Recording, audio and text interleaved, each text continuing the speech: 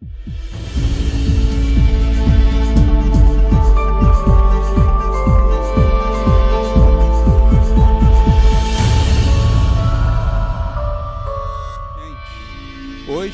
vamos prosseguir na nova série nossa acerca do panorama bíblico. Quem aí já acompanha a igreja de um certo tempo, lembra que a gente estudou todo o Antigo Testamento.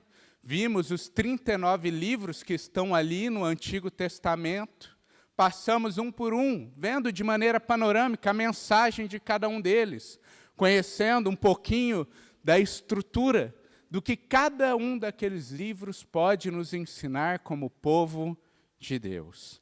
E na semana passada, continuamos então esta caminhada.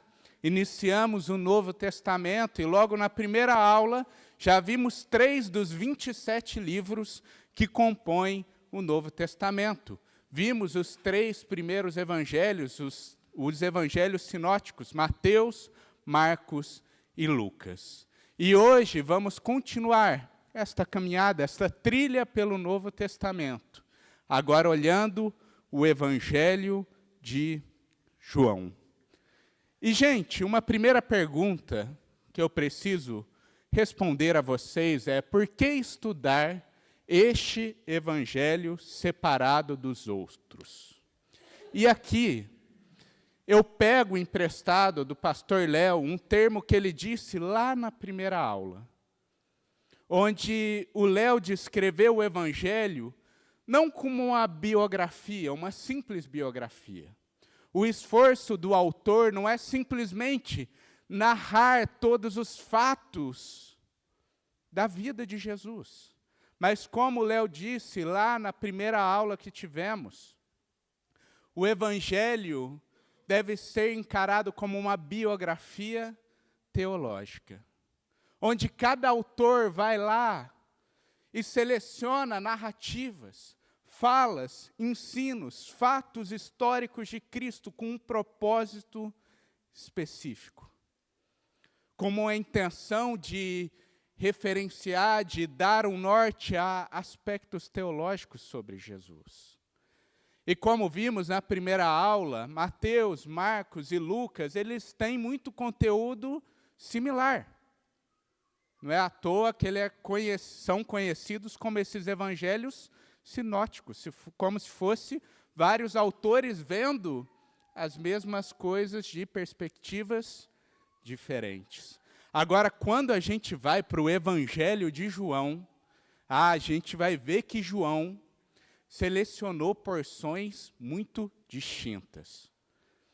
Há muitas narrativas, falas de Jesus, conversas que Jesus teve que você não vai encontrar em nenhum dos evangelhos. E você só vai encontrar aqui no Evangelho de João. E ele faz isso para tratar de propósitos específicos dele. E é por isso, por João ser este evangelho que contém tanta coisa diferente, que vale a pena a gente dedicar uma aula inteira para a gente tratar deste livro. Primeiro, gente, eu vou começar apresentando as informações básicas do livro. O autor, o propósito do autor e a data. Falando sobre o autor, quem escreveu o livro é João, o apóstolo de Jesus.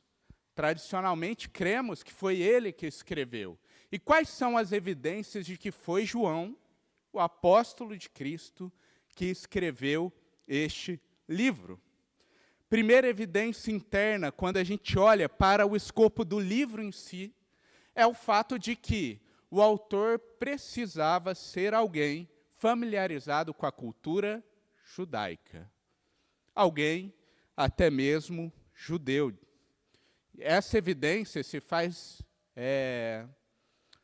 relevante aqui, porque quando olhamos para João, vamos ver que várias vezes são citadas coisas acerca do templo, das festividades, aspectos bem específicos da cultura judaica, a rivalidade com os samaritanos, tudo está ali. Então tem que ser uma pessoa que conhece isto a fundo. Além disso, gente, o texto de João dá a entender que o escritor é uma testemunha ocular de tudo que ele está relatando. Cito aqui para os irmãos 2 textos que nos ajudam a ver isso. O primeiro está em João, capítulo 1, versículo 14.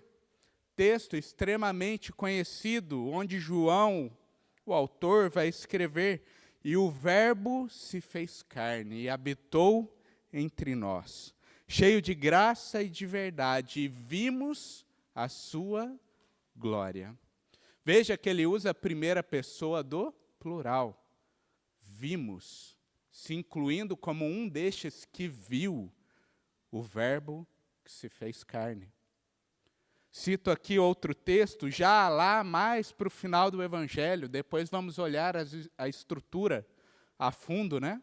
Mas lá em João 19, 35, aqui é no contexto onde o guarda romano perfura Jesus depois que Cristo havia sido morto, e sai sangue e água do corpo de Jesus. E neste momento que isto acontece, o autor do livro vai dizer o seguinte: aquele que viu isso dá testemunho. Qual foi o único apóstolo que permaneceu na cruz com Jesus? João. Ele foi o único que estava ali. Além disso, tem que ser alguém dos 12. Como eu disse, João vai relatar conversas íntimas de Jesus. Algo que só alguém que caminhava ali ao lado, alguém que estava extremamente vinculado com o ministério de Cristo, poderia fazer. E este, então, é João. Por fim, dou a última evidência interna, que está lá no final do livro, no último capítulo, em João 21, no versículo 24. Pedro, nesse contexto, está falando com Jesus acerca de João. Pedro está falando ali sobre a questão de quando João vai morrer. É basicamente isso. Vamos chegar lá. E aí, neste momento, onde Pedro e Cristo estão falando de João, o autor do livro vai dizer o seguinte: este é o discípulo que dá testemunho a respeito destas coisas e que as escreveu. E sabemos que o seu testemunho é verdadeiro. Então, no trecho final, parece que fica claro para nós. Quem é o discípulo que escreveu? O discípulo ao qual Pedro e Jesus estavam conversando, que era João, o apóstolo de Cristo. Cito também algumas evidências externas para os irmãos. Uma evidência externa muito forte é Irineu de Lyon.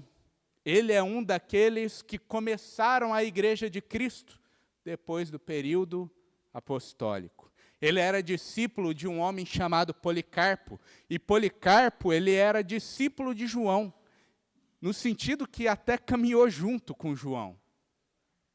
Então, Irineu é este, que conhecia alguém que caminhou ao lado do apóstolo. E Irineu vai dizer o seguinte: João, o discípulo do Senhor, que recostou-se em seu peito, lá na ceia, publicou o evangelho enquanto residia em Éfeso. Eusébio, um famoso historiador da Igreja Antiga, também referencia a mesma coisa. Portanto, gente, a autoria de João é algo praticamente incontestável. João escreveu este livro. D.A. Carson, um famoso estudioso, ele vai dizer que no 2º século isso já era consenso dentro da igreja, ao ponto que aqueles que negavam a autoria de João eram denominados de alogui, um adjetivo que tem o sentido ali, um adjetivo substantivizado, né? Que tem o sentido de os ignorantes. O sentido é de algo irracional, de uma pessoa que não pensa. Era assim que eram chamados aqueles que não reconheciam que João escreveu este livro. E, gente, agora que vimos a autoria de João, é importante discutirmos sobre o propósito. Como vimos, o Evangelho é uma biografia teológica, ela tem um propósito. E qual é o propósito de João? E aqui temos o privilégio do próprio João dizer no livro qual é a sua intenção. Veja o que diz João 20, 30 e 31. Na verdade, Jesus fez diante dos seus discípulos muitos outros sinais, que não estão escritos nestes livros.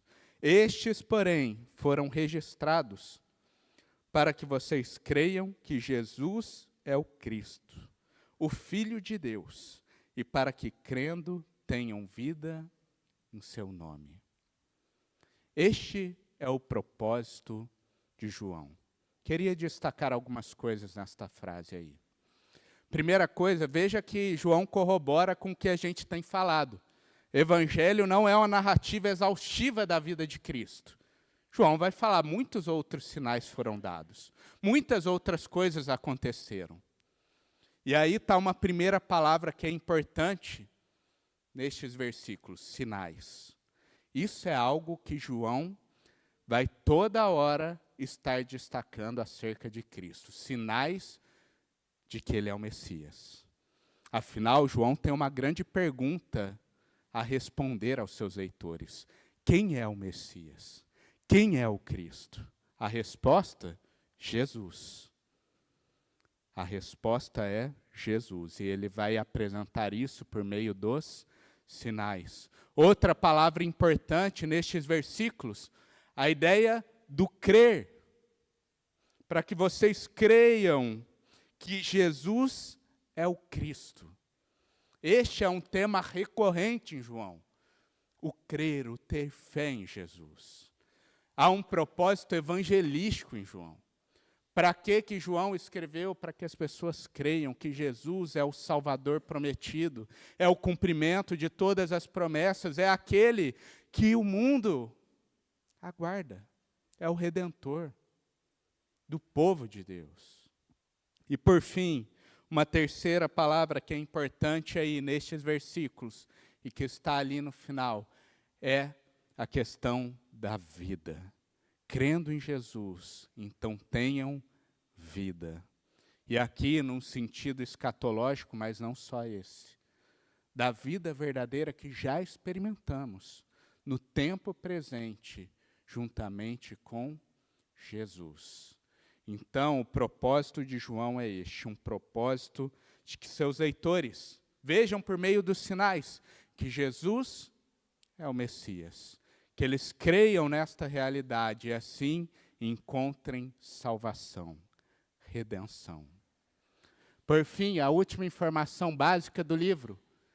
Qual é a data que ele foi composto? Gente, é bem provável que o Evangelho de João foi o último a ser composto dos quatro evangelhos.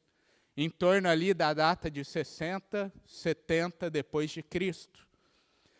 Primeiro, pelo conteúdo, a gente já pode aferir isso. Como eu disse, parece que João destaca coisas diferentes. Parece ser um autor que já teve contato com Mateus, Marcos, Lucas, e ele quer trazer coisas novas. Ele quer pegar esta pintura acerca de Jesus e quer dar novos traços. Quer mostrar mais detalhes para os leitores. Então, parece ser alguém que já tinha tido acesso ao conteúdo que já havia sido registrado. E, além disso, há um texto em específico que demonstra que é possível que o Evangelho tenha sido escrito após a morte de Pedro. Lá no final do Evangelho, tem um texto em específico que está lá em João 21, 18 e 19, que vai dizer o seguinte, se os irmãos quiserem, pode estar abrindo na Bíblia também. Agora, principalmente na estrutura, eu vou pedir para os irmãos estarem sempre abrindo junto comigo.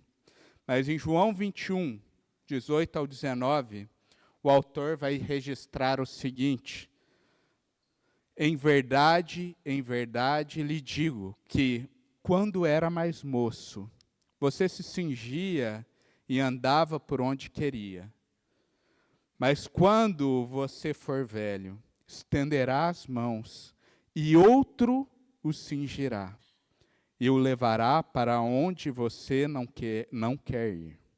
Jesus disse isso para significar com que tipo de morte Pedro havia de glorificar a Deus. Veja que aqui Jesus está falando com Pedro e ele fala sobre esta realidade de uma morte futura onde Pedro seria levado para um lugar que ele não queria ir. Falando do martírio que o apóstolo viveria. João faz questão de relatar esta conversa. E ele faz esse adendo. Jesus disse isso para falar sobre a morte pelo qual Pedro havia de o glorificar. É bem provável que João lida com uma igreja que já encara a realidade dos mártires, que já está encarando a realidade que um dos grandes líderes da igreja, Pedro, foi levado para o martírio. E João quer mostrar como que o próprio Cristo, isso não foge do controle de Jesus, o próprio Cristo já havia falado sobre isso, e eles já sabiam que isso aconteceria. Então, bem provável, este é o último evangelho que foi escrito. E agora, gente, vamos para a estrutura do livro. E a estrutura do livro eu dividi em 4 partes, onde veremos primeiro o prólogo. E eu queria ler com vocês o prólogo inteiro, o capítulo 1 inteiro, não inteiro o capítulo 1, né? O prólogo inteiro, que vai até o versículo 18. Por quê? Este é um dos textos mais importantes das Escrituras. E um dos mais importantes para a gente entender o livro de João. Aqui ele lança fundamento para tudo que ele vai dizer. João, capítulo 1, vamos ler aqui do 1 até o 18.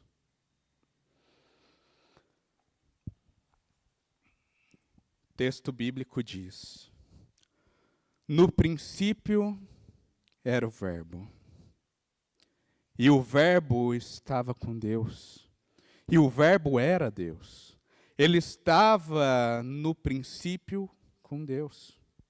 Todas as coisas foram feitas por ele, e sem ele nada do que foi feito se fez. A vida estava nele, e a vida era a luz dos homens. A luz resplandece nas trevas, e as trevas não prevaleceram contra ela. Houve um homem enviado por Deus, e o nome dele era João. Este veio como testemunha para testificar a respeito da luz, para que todos viessem a crer por meio dele. Ele não era a luz, mas veio para dar testemunho da luz, a verdadeira luz que, vinda ao mundo, ilumina toda a humanidade. O Verbo estava no mundo, o mundo foi feito por meio dele, mas o mundo não o conheceu. Veio para o que era seu, e os seus não o receberam. Mas a todos o quanto o receberam, deu-lhes o poder de serem feitos filhos de Deus, a saber, aos que creram no seu nome, os quais não nasceram do sangue, nem da vontade da carne, nem da vontade do homem, mas de Deus. E o Verbo se fez carne e habitou entre nós. Cheio de graça e de verdade, vimos a sua glória, glória como do unigênito do Pai. João dá testemunho a respeito dele e exclama: este é aquele de quem eu dizia, ele vem depois de mim, mas é mais importante do que eu, pois já existia antes de mim. Porque todos nós temos recebido da sua plenitude e graça sobre graça. porque a lei foi dada por meio de Moisés, a graça e a verdade vieram por meio de Jesus Cristo. Ninguém jamais viu Deus. O Deus unigênito que está junto do Pai é quem o revelou. Texto lindo, gente. Maravilhoso. Perceba que João, ele tem um esforço grande aqui para apresentar Cristo, aspectos teológicos de Jesus. Diferente, por exemplo, de Mateus, Lucas, que se preocupa em dizer como estava o contexto histórico ao redor de Cristo, na época em que ele nasceu, de dizer sobre como Jesus nasceu, o local, quem era a mãe, quem era o pai. João quer responder quem é o Messias, quem é o Cristo, e logo ele já apresenta acerca deste Jesus, que no primeiro versículo ele já diz, ele não é um homem comum, mas ele era Deus. Porém, João faz questão de ressaltar, ele também é homem, porque é este verbo que se fez carne. Porque ele é o Messias, o representante de um povo, e precisa também ser humanidade como nós, é o Deus homem. João vai enfatizar a questão de que Jesus é luz, nele estava a vida. Lembra do tema da vida que ele quer ressaltar? Ele vai, logo nessa introdução, falar sobre os aspectos do crer. Ele veio para os seus, mas os seus não o receberam. Jesus lidou com a incredulidade. Mas ele faz um adendo, mas todos o quanto o receberam, deu-lhes o direito de serem feitos filhos de Deus, a saber, os que creram no seu nome. Veja que na introdução parece que João sintetiza tudo o que ele quer deixar claro. Enquanto eu estudava o livro, me lembrei até dos últimos tempos aí de faculdade, enquanto fazia artigo científico, trabalho, e que o professor falava, faz todo o texto.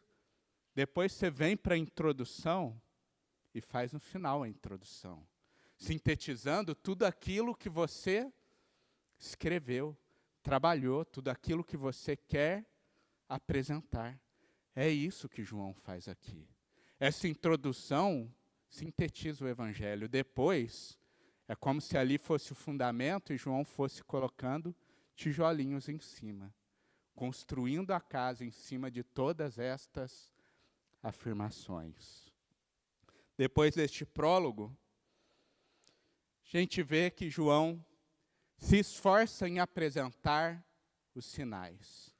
A segunda parte do livro é conhecida como o livro dos sinais. Vai ali do capítulo 1, versículo 19, até o capítulo 12, no versículo 50. E aqui vemos que João se esforça para mostrar todos os sinais públicos de que Cristo era o Messias. Ele vai destacar 7 milagres nesses trechos. Vai dizer sobre a transformação da água em vinho, da cura do filho de um nobre, da cura de um paralítico, a multiplicação dos pães. Vai dizer sobre Jesus andando sobre as águas, sobre o Cristo que cura um cego de nascença. E, por fim, aquele que é o milagre que fecha com chave de ouro. Este trecho dos sinais, que é a ressurreição de Lázaro, o Cristo que traz vida onde há morte, que tira do túmulo aquele que está morto.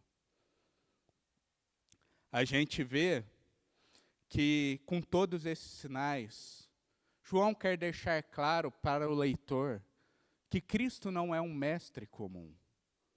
Ele não é um ser humano comum. Onde nós nos mostramos impotentes, ele se mostra poderoso, capaz. Todos estes milagres testificam de quem Cristo é, da sua obra, e testificam do seu grande poder.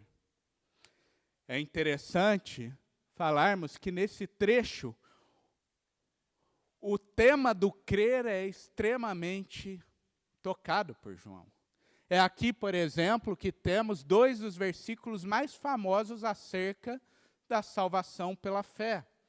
Vamos ver aí quem consegue recitar eles de cor para mim. 1 João 3,16. Quem consegue aí recitar?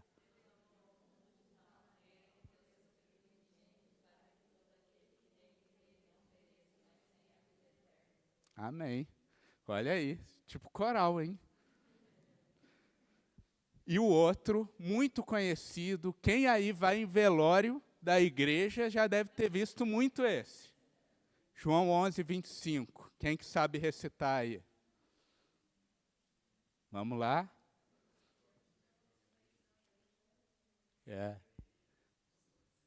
Isso aí, Guto.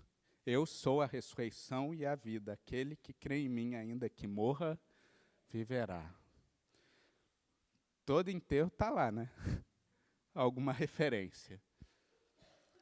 Veja, o tema do crer é apresentado constantemente aí. Entre os sinais, nas falas de Jesus, sempre João está falando do crer, está pegando ali os trechos onde Jesus falava acerca da salvação pela fé. E a ideia é que João está assim, escancarando para a gente. Veja os sinais, creia. Veja os sinais, creia. Veja os sinais, creia.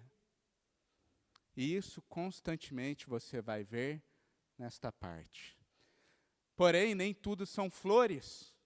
Nesse trecho é destacado para nós a grande incredulidade que havia, mesmo perante a tantos sinais. É João, por exemplo, que vai referenciar que até mesmo os irmãos de Jesus, que eram da casa dele, durante o tempo da vida pré-morte de Cristo, não acreditavam em Jesus. É João que vai referenciar quantas vezes Jesus era contraposto ali pelos mestres da lei, pelos líderes, pelos religiosos que tanto estudavam o Antigo Testamento e deveriam ser os primeiros a reconhecer os sinais do Messias, mas estes permaneciam com o coração endurecido, rejeitando a Jesus.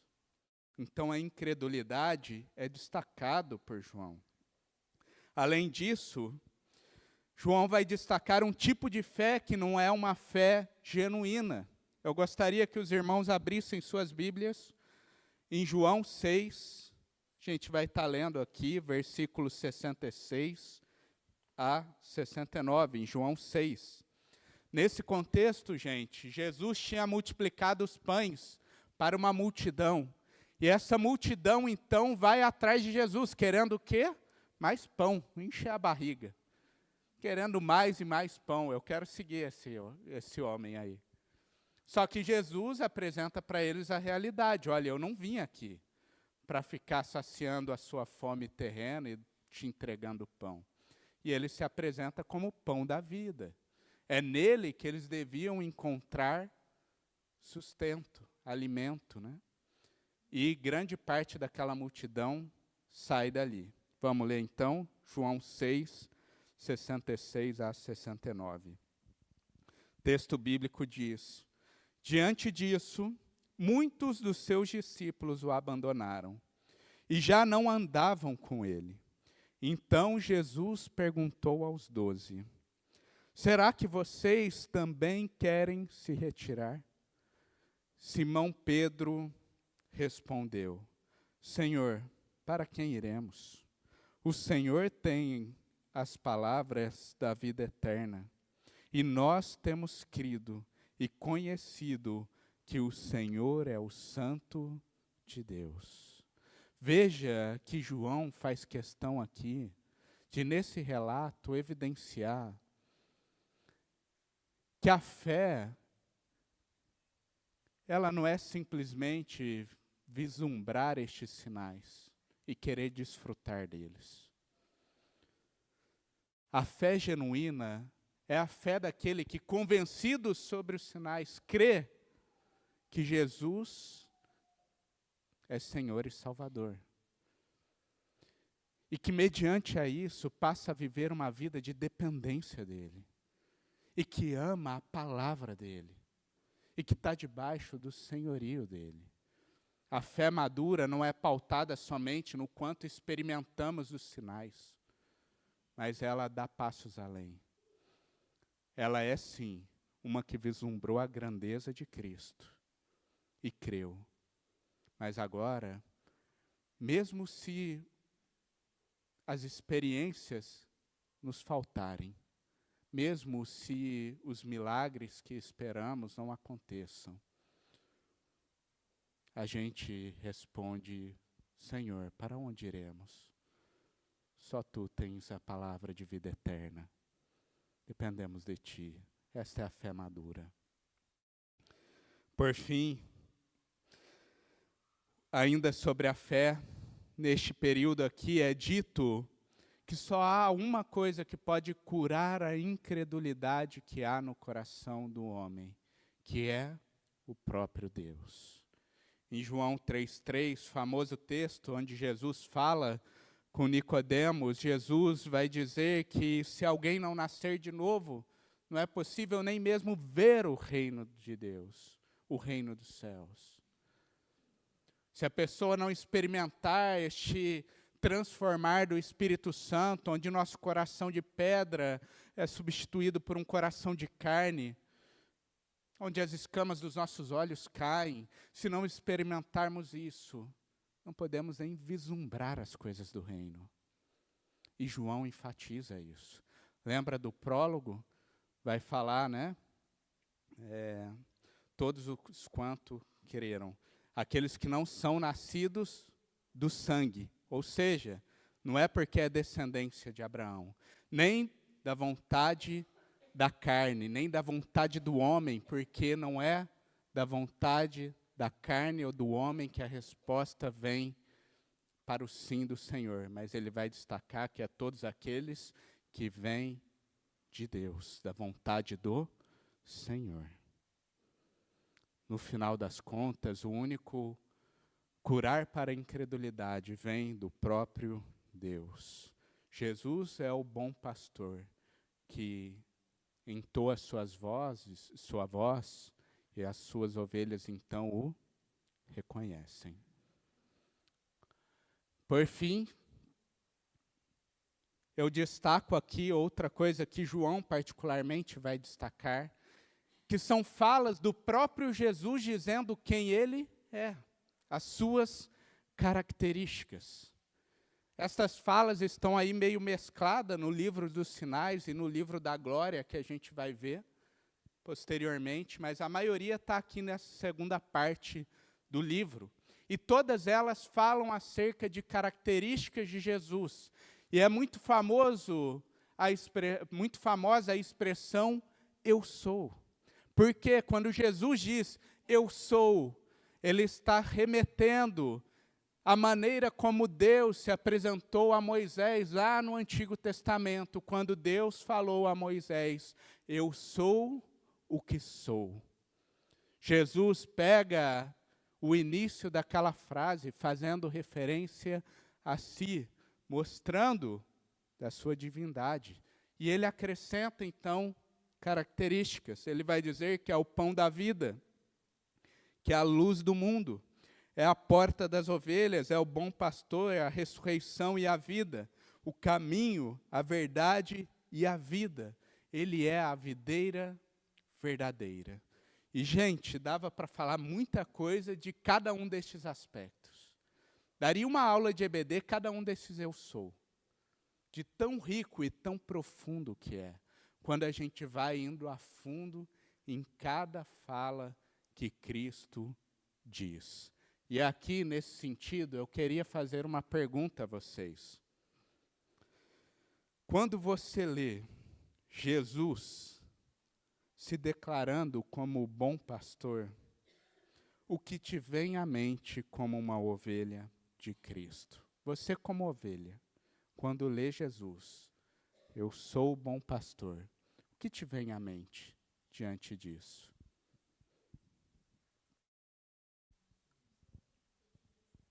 Submissão, obediência, né? Soberania. Ele é o líder do rebanho, né? É aquele pastor que está guiando. Dependência, né? E aí, Manuel? Amor perfeito. Isso. Não, e é um amor grandioso, né? Esse pastor pelas ovelhas. Amém. Amor genuíno, verdadeiro.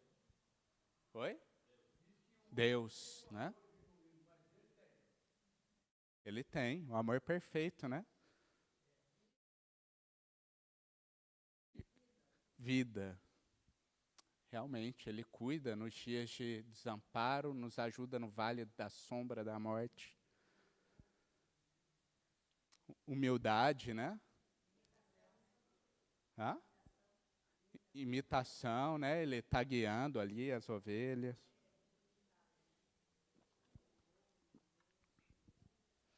Legal, gente. E assim, poderíamos ficar aqui falando tanta coisa, né? É uma linguagem tão rica, denota tanto cuidado, tanto zelo, tanto amor.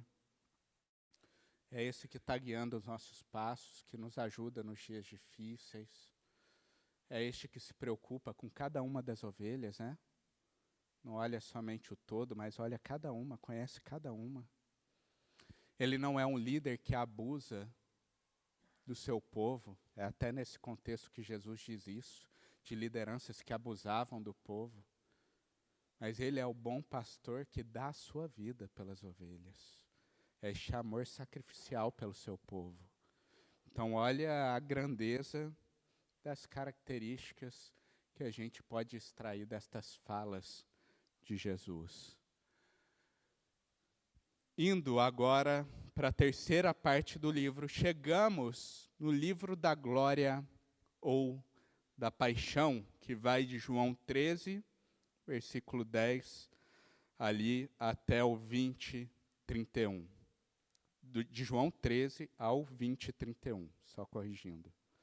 Gente, a gente vê aqui que nesse trecho da terceira parte, João investe tempo em falar sobre a narrativa da cruz.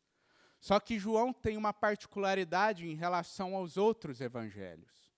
João, ele fala sobre este momento onde Cristo, ele vai ao Calvário, mas ele destaca e gasta, investe muito tempo relatando sobre o tempo que Jesus teve com os seus discípulos. Uma das coisas mais belas do Evangelho de João é que apresenta para nós este Jesus extremamente pessoal, relacional. E Jesus gasta um tempão à mesa com seus discípulos. Jesus, neste tempo, escuta as dúvidas dos seus discípulos e responde a eles. Ele demonstra preocupação com os seus discípulos.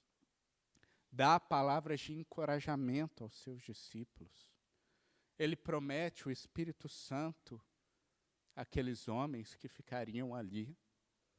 Jesus, neste momento, inclusive, ora pelos seus discípulos. Queria convidar os irmãos a abrirem as Bíblias em João 17, do 11 ao 12, onde vamos ler um trecho, né? 2 versículos da oração de Jesus por aqueles discípulos que ali ficaram.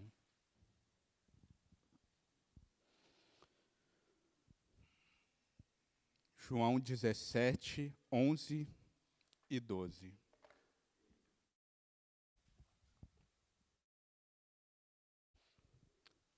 O texto bíblico vai dizer o seguinte: já não estou no mundo, mas eles continuam no mundo, enquanto eu vou para junto de ti.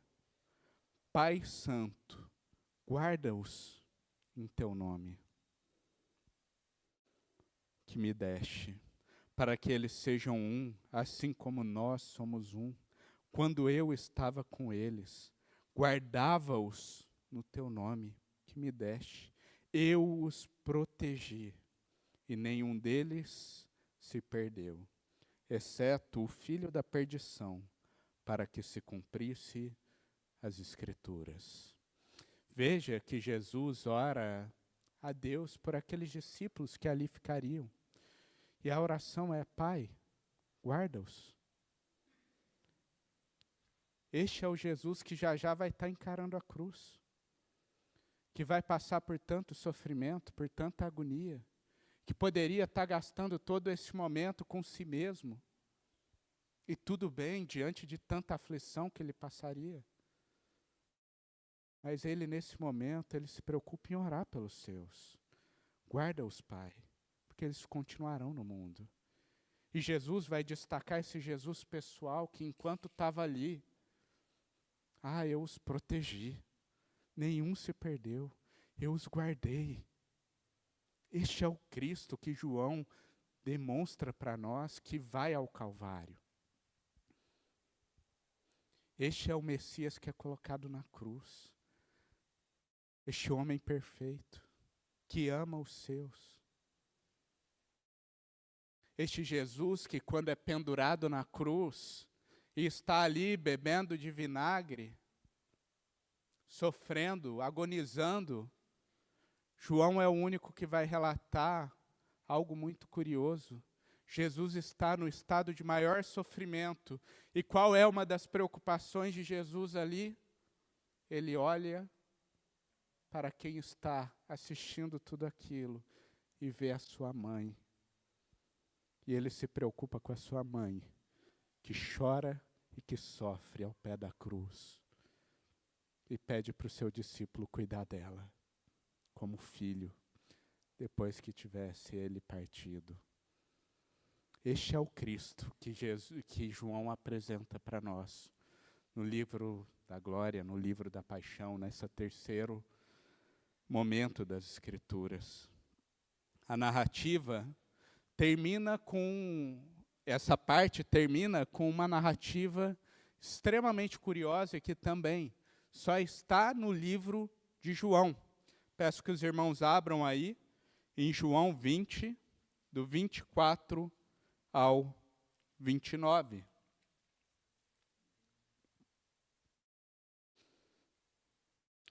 João 20, do 24 ao 29.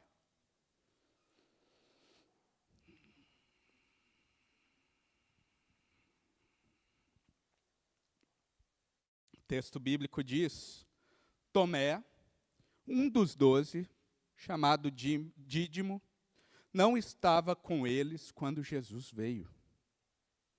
Então os outros discípulos disseram a Tomé: Vimos o Senhor. Mas ele, Tomé, respondeu: Se eu não vir o sinal dos pregos nas mãos dele, ali não puser o dedo e não puser a minha mão no lado dele, de modo nenhum acreditarei. Passados 8 dias, os discípulos de Jesus estavam outra vez reunidos, e Tomé estava com eles. Estando as portas trancadas, Jesus veio, pôs-se no meio deles e disse: Que a paz esteja com vocês. E logo disse a Tomé: Ponha aqui o seu dedo e veja as minhas mãos. Estenda também a sua mão e ponha no meu lado. Não seja incrédulo, mas crente. Ao que Tomé lhe respondeu: Senhor meu e Deus meu. Jesus lhe disse: Você creu porque me viu? Bem-aventurados são os que não viram e creram. O trecho termina com esta narrativa de Tomé. Este discípulo que fala: olha, eu não acredito, eu preciso ver as mãos perfuradas, preciso pôr a mão ao lado, onde Jesus havia sido também transpassado. E eis que Jesus, então, aparece para este homem. Um dos muitos sinais. Tomé se depara com este sinal claro. Tomé põe a mão. Jesus confronta a incredulidade do seu discípulo. E uma declaração de Tomé é maravilhosa, porque ele diz: Senhor meu e Deus meu. Deus meu. Um dos apóstolos dizendo isso. Lembra como começou o Evangelho? O verbo era Deus. E na realidade, gente, a gente vai ver que o último trecho é como se fosse um apêndice, um anexo. Parece que a última narrativa que está tratando da história em si de João é essa. É como se ele começasse declarando que Jesus era Deus e ele finalizasse aqui com uma declaração de um próprio discípulo dizendo: Deus meu. E Jesus diz então: bem-aventurados são os que creram e não viram. Quem são esses? Somos nós. Somos a igreja de tantos e tantos anos que não tiveram o privilégio de, como estes homens, andar ao lado de Jesus, de ver o Cristo encarnado ao nosso lado, de poder ouvir todos esses ensinos diretamente da boca de Cristo. Mas, pela graça de Deus, um dia lemos esses relatos, vimos os sinais, o Espírito Santo tocou no nosso coração, nos trouxe vida e a gente pôde experimentar da verdadeira fé em Cristo. Bem-aventurados são estes de Jesus. Por fim, gente, vou para o trecho final. No epílogo, temos aqui uma espécie de nota final. Como eu disse, esse epílogo é quase como um apêndice, um anexo ali, que João coloca no final para tratar de alguns assuntos referentes principalmente ao ministério de Pedro e dele mesmo, João. Dúvidas acerca deles que poderiam rondar ali nos leitores. Primeiro, aqui é um relato onde Jesus está no mar de Tiberíades, juntos com os seus discípulos. E o leitor de João ia se deparar com a realidade de que Pedro negou a Jesus 3 vezes. E aí poderia vir na cabeça do leitor, mas Pedro não é um dos líderes da igreja? Então João faz questão de mostrar aqui como que houve restauração na vida de Pedro. E João destaca o momento onde Pedro agora encontra Jesus neste outro local, o Cristo ressurreto. E desta vez não o nega 3 vezes, mas por 3 vezes declara o seu amor a Jesus. E ali recebe perdão de Cristo. E Cristo então o convoca a apacentar as ovelhas. Veja, Cristo perdoou Pedro, mesmo ante a tamanho pecado. Este é o Salvador, este que perdoa, que redime, que trata. Além disso, é dito, como a gente já até falou no andamento do estudo, acerca da morte de Pedro. Poxa, provavelmente Pedro já havia sido martirizado e João demonstra que aquilo não era algo que fugia do controle de Jesus. Pelo contrário, Cristo já havia dito a Pedro em tempos passados que ele iria ser martirizado em tempo futuro. Que ele iria ser martirizado. Jesus é Senhor sobre a morte. Nada fugiu do controle dele. E além disso, é falado sobre João. Por quê? João, ao contrário de Pedro, estava vivo. E os apóstolos tudo morrendo. Todo mundo sendo martirizado. E o tal do João fica vivo, né? Não vai de jeito nenhum. E aí ele destaca que Jesus, em tempos passados, falou algo sobre ele também. Abram sua Bíblia aí, em João 21, versículo 22. Jesus vai dizer o seguinte acerca de João. Pedro pergunta sobre a morte dele, e Jesus responde: se eu quero que ele permaneça até que eu venha, o que você tem com isso? Quanto a você, siga-me. João deixa claro, Jesus é Senhor sobre a vida também. Ele é Senhor sobre a morte, ele é Senhor sobre a vida. Se ele quiser manter alguém vivo até que ele venha, ele assim o faz, ele é Deus. Obviamente, sabemos que não foi isso que aconteceu com João. Até o próprio autor João vai destacar aí, que depois surgiu o rumor, né, que ele não ia morrer mais, que ele ia permanecer ali. Mas ele destaca, é este Jesus, este Messias, que é Senhor sobre a morte e sobre a vida. O Evangelho termina com uma hipérbole, que só denota a grandeza de Cristo e a grandeza do ministério de Jesus e de quem Jesus é. No versículo 25, para fechar o seu livro, João diz: há, porém, ainda muitas outras coisas que Jesus fez. Se todas elas fossem relatadas, uma por uma, penso que nem no mundo inteiro caberiam os livros que seriam escritos.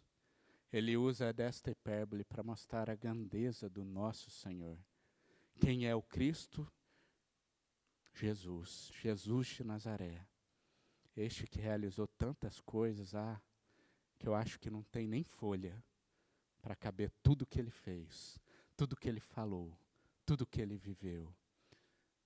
Esse é o Messias. Gente, queria trazer aqui duas aplicações para nós, como Igreja Batista Itaipu.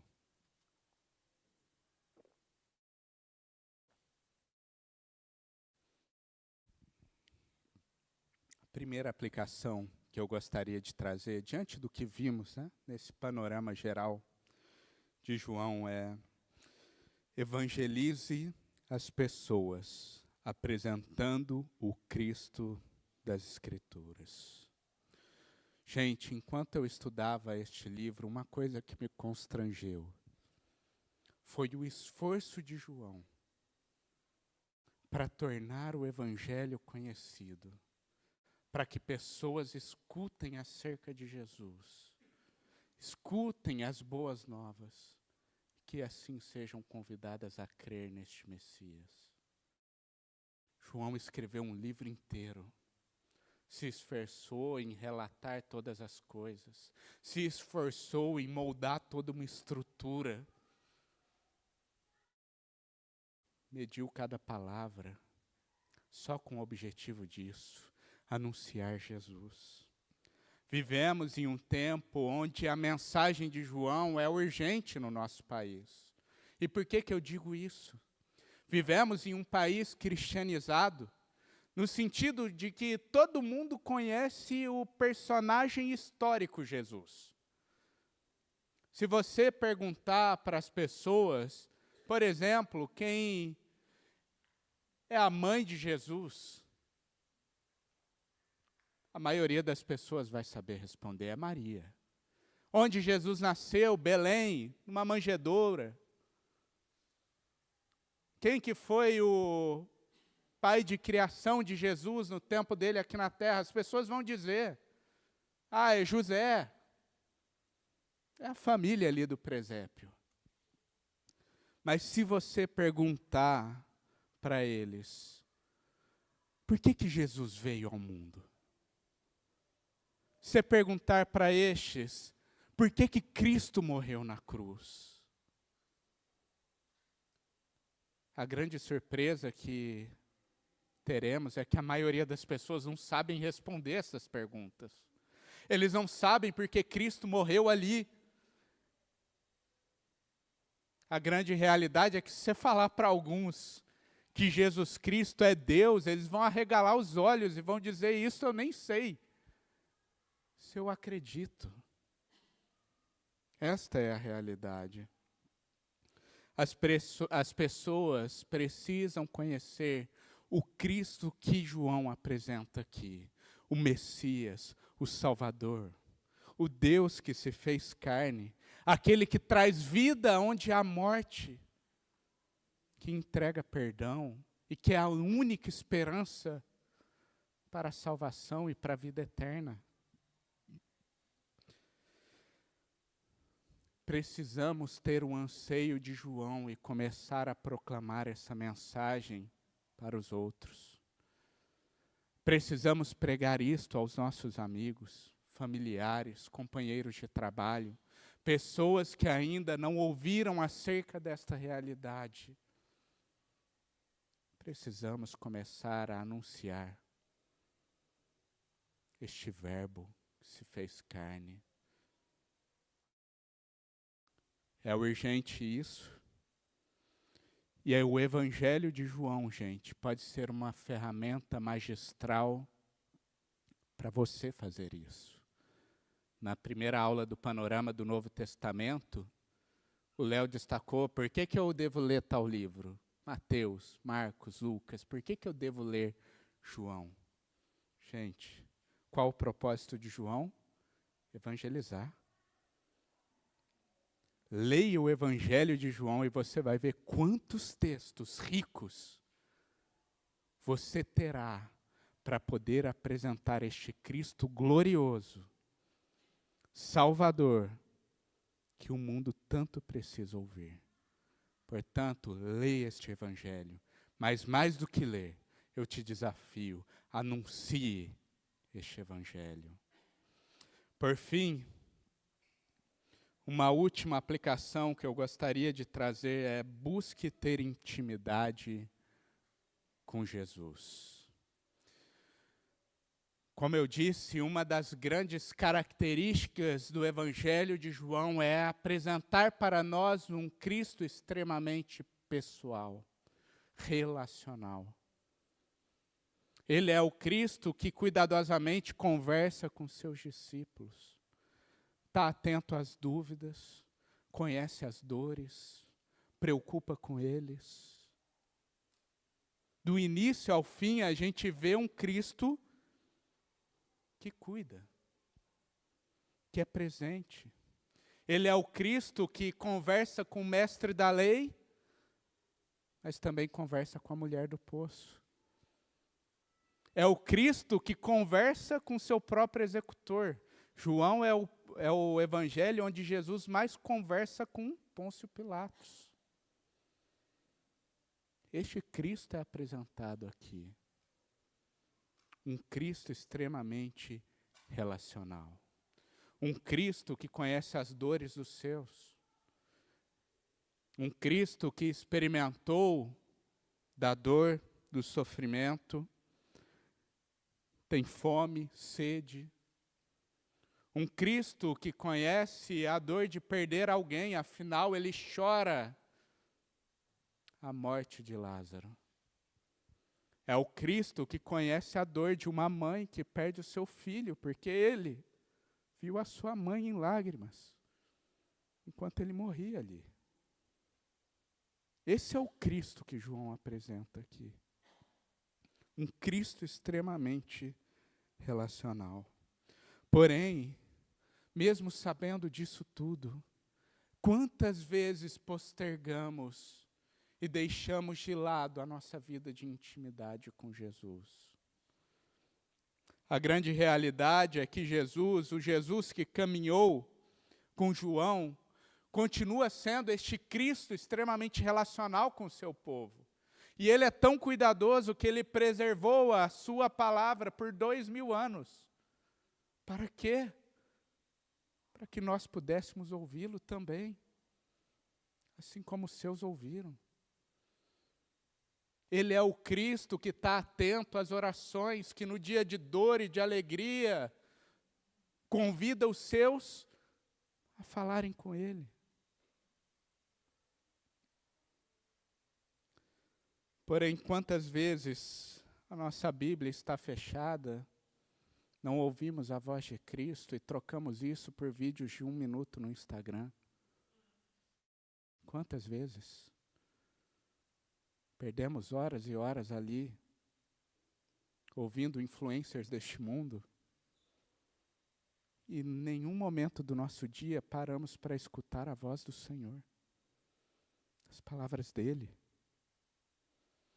Quantas e quantas vezes estamos passando por dificuldades, talvez nos abrimos com algumas pessoas, ou talvez não, só murmuramos a nós mesmos, e não desfrutamos do privilégio de poder apresentar as nossas causas, as nossas lutas diante deste Cristo. Quantas vezes desfrutamos de dias bons, de grandes conquistas, celebramos com os nossos amigos, com os nossos familiares, mas também não nos colocamos em oração para nos alegrar com Ele também. Porque oração não é só de petição, também é de gratidão. Isso é experimentar de intimidade com Jesus. Leia João e relembre em seu coração quem Jesus é. Este Cristo relacional. E diante disso, tem uma vida de intimidade rica com Ele. Escute a voz de Cristo na palavra. Tenha uma vida de oração. E corra para abraçar e ter comunhão com um bom pastor. Eu queria terminar lendo João 10, do 14 ao 16. Antes de orarmos. João 10, do 14 ao 16.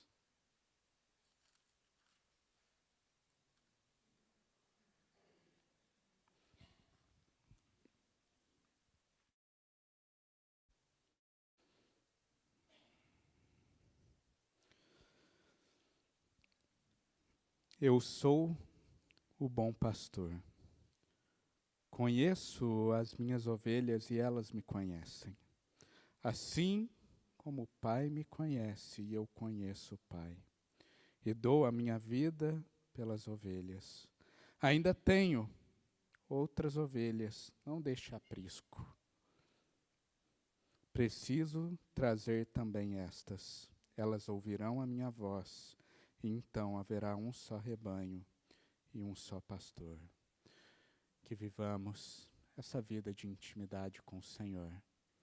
Ele que é este pastor, que cuida das suas ovelhas, que ama as suas ovelhas. Ele que é este que, pela sua própria graça, um dia escutamos a voz e atendemos ao chamado. Que não deixamos mais de lado a experiência de viver próximo de Cristo. Amém?